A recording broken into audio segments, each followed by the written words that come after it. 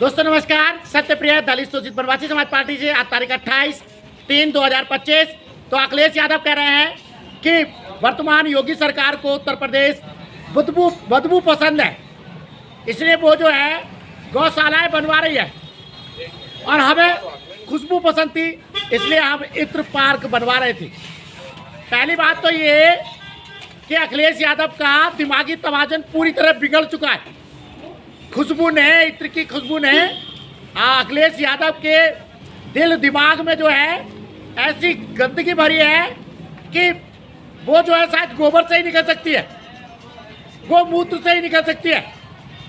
गौ माता, जिसको हम गौ माता कहते हैं, अगर उनको गौ माता से इतनी बदबू आ रही है तो गौ माता के जो उत्पाद है, दूध है, दही है, वो ना खुद पिए ना बच्चों को पिलाएं।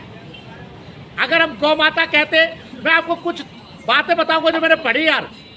मैंने पहले एक आर्टिकल पढ़ा, पहले तो अपने पूर्वजों की बताऊं आपको। हमारे पूर्वज दादा कहते थे जिस खूंटे पे गाय बंधी है उस खूंटे पे गरीबी हो सकती है लेकिन दुख नहीं हो सकता।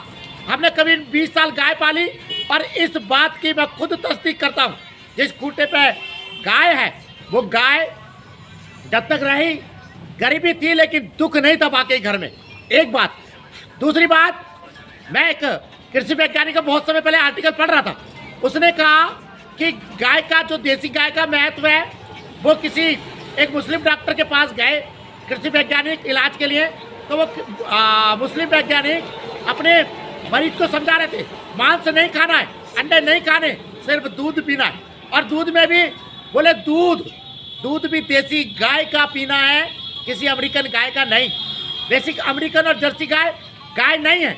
उसने बताया कृषि वैज्ञानिक ने कि अमेरिकन जर्सी गाय यूरोप में पाने वाले एक उज़ैर नामक पशु का क्रॉस ब्रीडिंग है।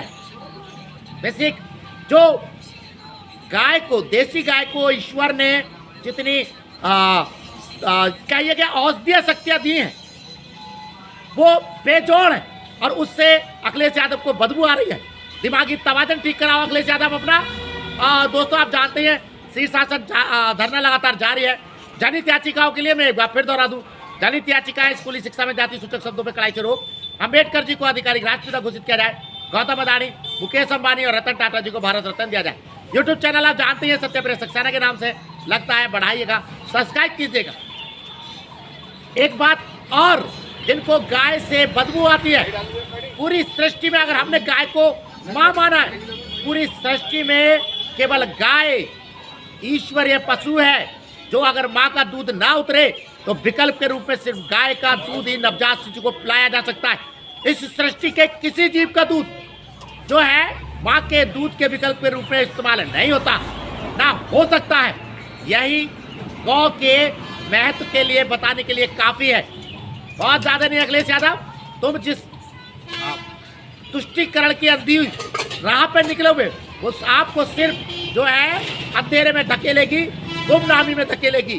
गौ, गंगा और भारत माता का सम्मान जिस दिन करना सीखोगे उसी दिन जो है आप सत्ता के तरफ बढ़ोगे, वरना वनवास में धकेल दिए जाओगे।